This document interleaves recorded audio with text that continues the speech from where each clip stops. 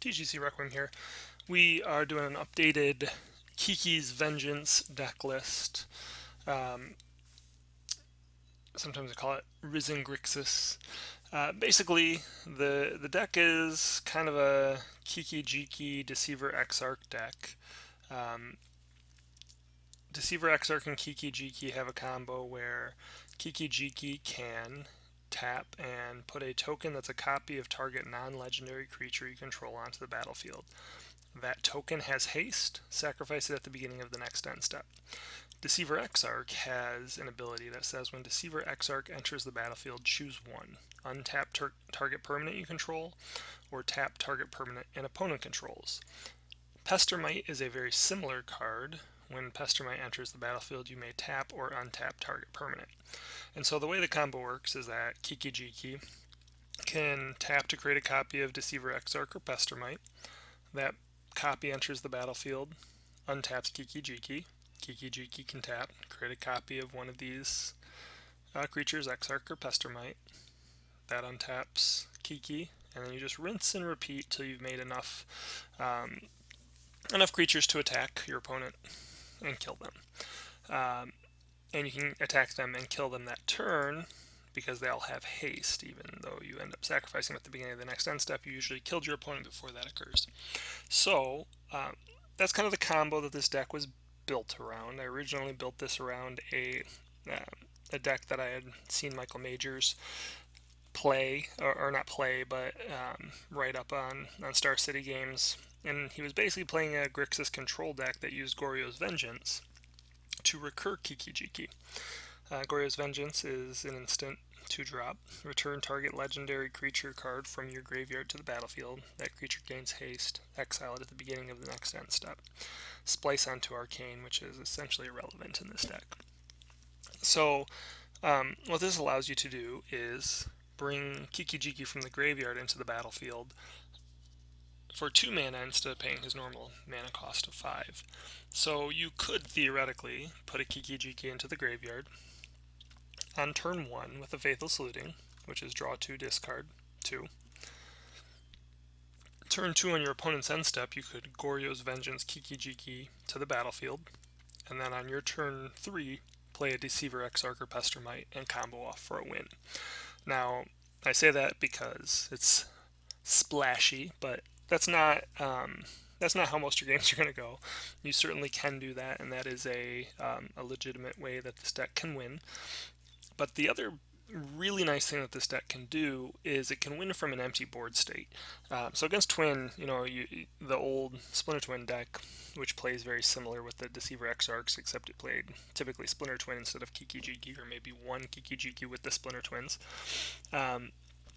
Those decks, you knew that your opponent was going to potentially have the ability to kill you,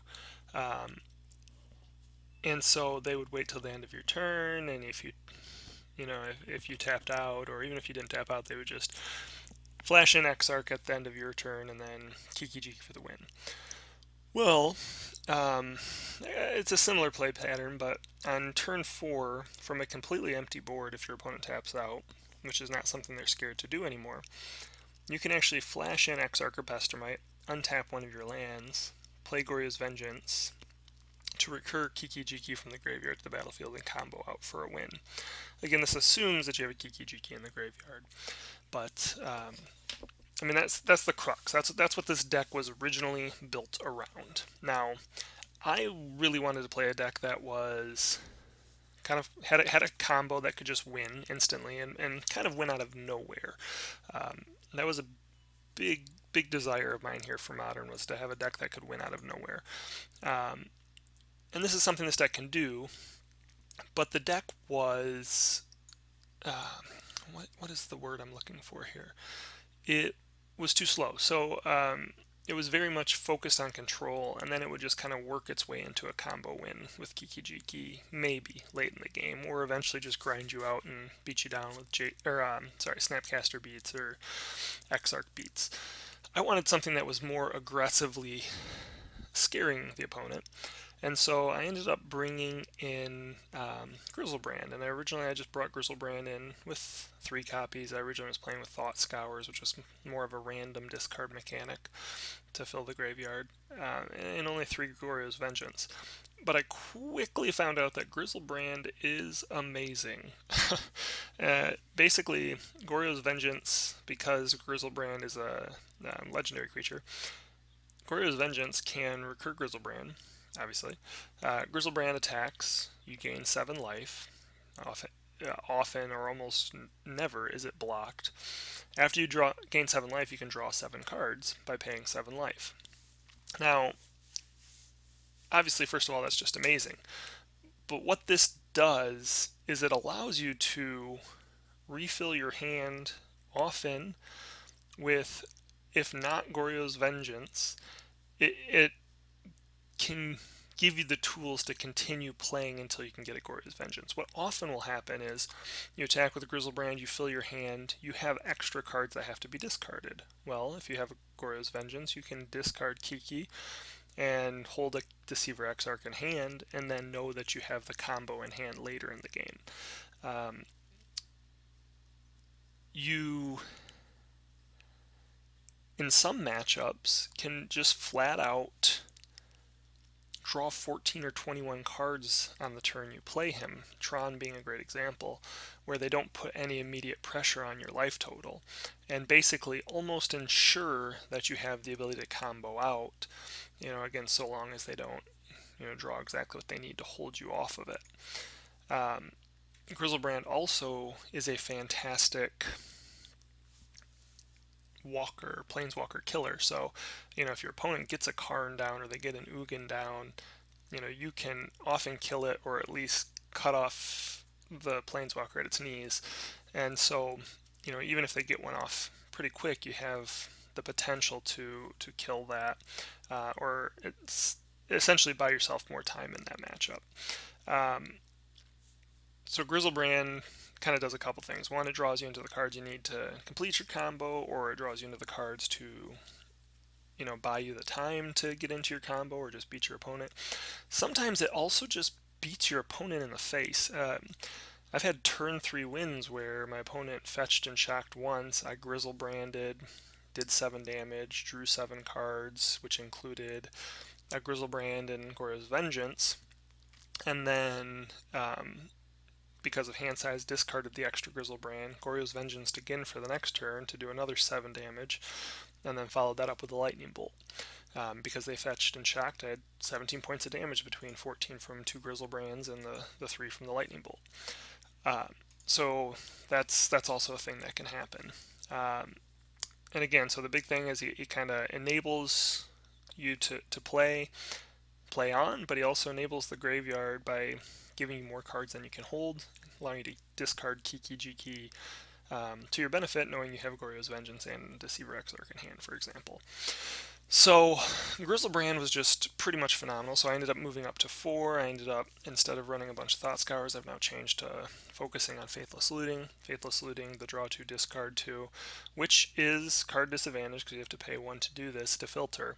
But when you flash it back, it's just card filtering. And you can also flash it back with Jace or Snapcaster instead of paying the 3 cost. So sometimes you do that. You also have Visit Charm, which allows you to discard cards. You have Kolaghan's Command, which one of the abilities that it has of the 2 you get to choose is target player discards a card. So this is another way for you to discard a card. You actually have the ability to discard cards with Jace, and then there is a Desolate Lighthouse that also gives you the ability to discard. There's also technically Tasigur, who at some points in the game you actually can delve, and that puts more cards on the graveyard, which kind of goes with the whole strategy. Jace, in particular, another legendary creature here, because again, Goryo's Vengeance can only target legendaries, is pretty awesome in the deck as well. One of the best things about Jace is, a lot of people look at him and they're like, oh, gotta kill, must kill Jace, gotta kill Jace. Well, that's pretty awesome because a lot of times you want them to kill Jace. Your opponent kills Jace, and then end step of their 3rd turn, you Goryo's Vengeance, Jace back, and Or maybe you Faithless Looting Jace in the graveyard turn 1, and on your opponent's turn 2, at the end of their turn 2, you Goryo's Vengeance Jace. Use Jace to, because he is hasty, tap, maybe discard a Grizzle Bran or a Kiki-Jiki. Often that will allow Jace to flip. If Jace flips, he is no longer subject to Goryo's Vengeance's downside, which is exile it at the beginning of the next end step, because it's no longer Jace Vryn's Prodigy on the battlefield, it's Jace Telepath Unbound.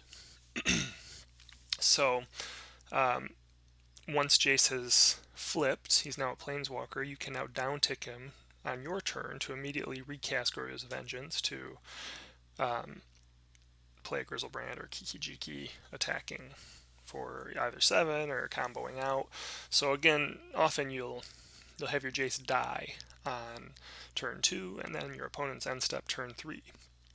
Excuse me, you'll Goryo's Vengeance into a Jace, flip it, discarding Kiki-Jiki on your turn, play an Exarch, untap a land, downtick Jace, play the Goryo's Vengeance from the graveyard to recast Kiki-Jiki.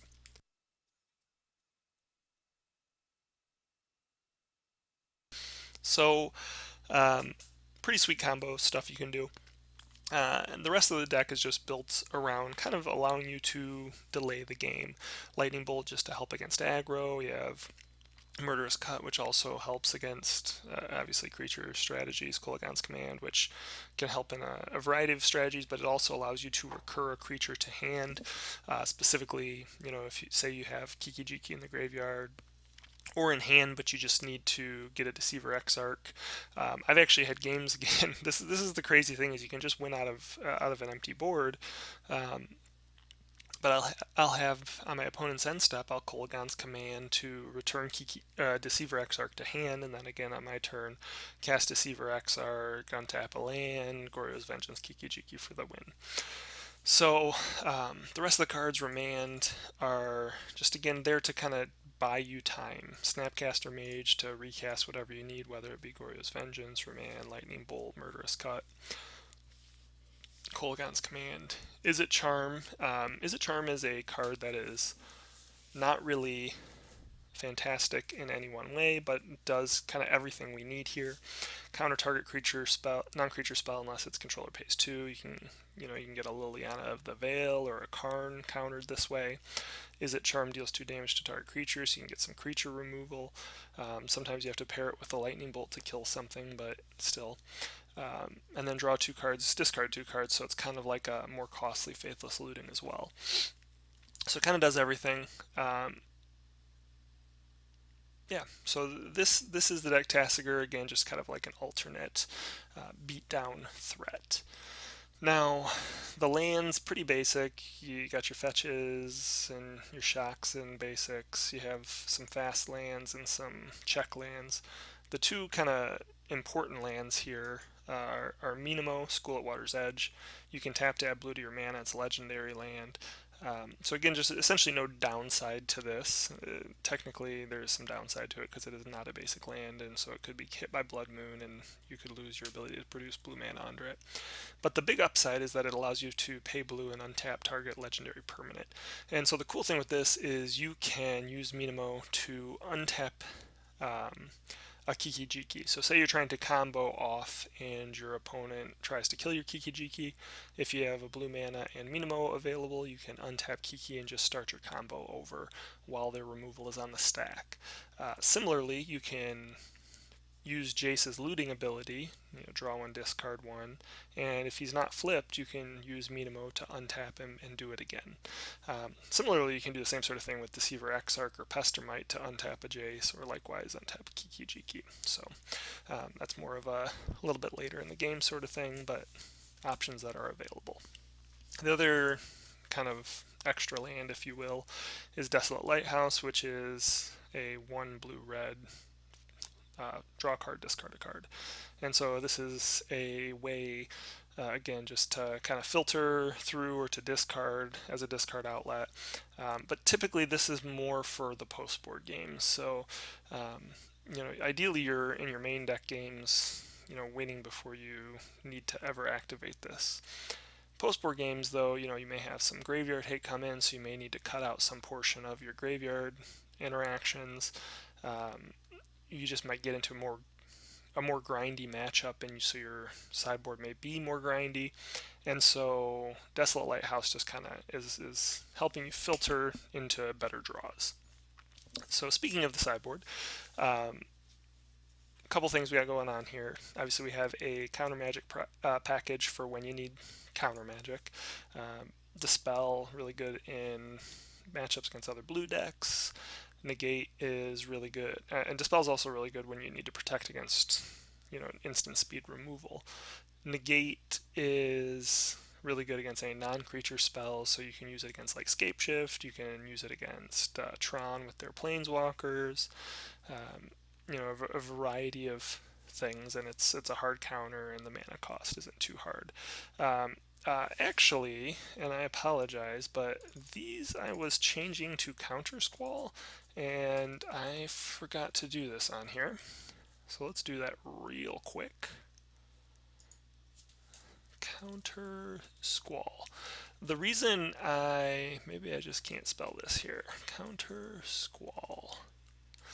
The reason I was running Counter Squall, add one to sideboard, add one to sideboard.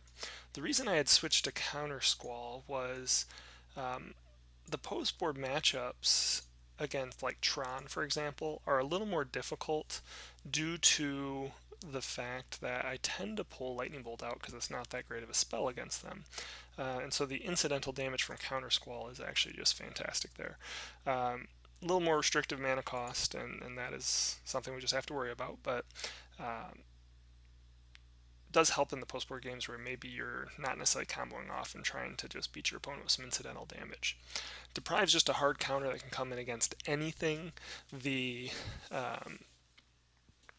hard counter here, allows you to also hit creatures or enchantments. Counter Squall can also hit enchantments. The big enchantment that you're probably trying to counter the most would be a Rest in Peace, which completely locks the graveyard out, but sometimes Blood Moon, you have access to some basics, and you can operate under it. I mean, you can operate with a single blue mana to try and combo out, but you might get stuck with some black cards depending on how you sideboarded. Keranos, really good in any of the grindy matchups, so you're going to bring Keranos in against the blue decks, hope to stick him and protect him. Against a deck like Jund BGX, you're just going to stick him and hope he can carry you to victory with card advantage and some removal. Rakdos Charm just helps against, again, a variety of things. Exile all cards from target players' graveyards and matchups where that matters, primarily if you think like Dredge or Storm sort of decks. It gives you a way to kind of cut them off when they're trying to do something big. Destroy target artifact, which is useful against a lot of stuff, more than just affinity. Plenty of times where you want to destroy target artifact. In fact, actually, sometimes even in Grixis Mirrors, if your opponent's going to bring in, or if you think your opponent might bring in a Relic of Progenitus, you could consider bringing this in to both exile their graveyard to weaken their Snapcaster mages. You could also try and blow up a Relic. I'm not saying that's the best use of the card, it's just an example. Each creature deals 1 damage to its controller. This is a way that you can beat Kiki-Jiki. Kiki-Jiki could try and combo out with their Restoration Angels, and then you can use this to have it deal damage equal to them, equal to the number of creatures they created. So, that kind of is better in paper than it is online, because online they're probably not going to create enough creatures for that to be a thing. But in paper, a lot of times people are like, oh, I'll create 1,000 angels and attack you for 3,000 damage, and you can say, well, take 1,000 damage. Engineered Explosives, this is just creature removal, so it's part of the removal package, but it's also good. It's a way to actually get rid of Rest in Peace. We don't really have any way to get rid of enchantments, save Engineered Explosives. We can get it up to 3 CMC with our tricolor, so that's what that's there for. Go for the Throat, just creature removal, terminate, creature removal. This is more permanent, or I should say less restrictive creature removal than Murderous Cut. or I'm sorry, like Murderous Cut, then say Lightning Bolt, which is weak, or Kolaghan's Command, which is weak to bigger creatures. Pyroclasm when we need the cheaper board sweepers against decks like Affinity or Goblins or whatever. Damnation when we need something to kill everything, and again, being that we can sometimes combo out from an empty board, we're, I guess, a little less worried with Damnation of even killing our own creatures. And then Kalitas. Kalitas is really our way to stabilize post board. So if we think we're going to be in a grindier matchup against a creature deck in particular, or something that's going to go aggro at us really hard early on, we can play Kalitas and try and kill their creatures and use the zombies and his life gain to stabilize. Another nice thing about Kalitas and Grizzle Bran, both have lifelink, and so as they're both legendary, even if they die, they can often be pulled in with Goryu's Vengeance and pinch to block and gain life. Keranos technically is also legendary.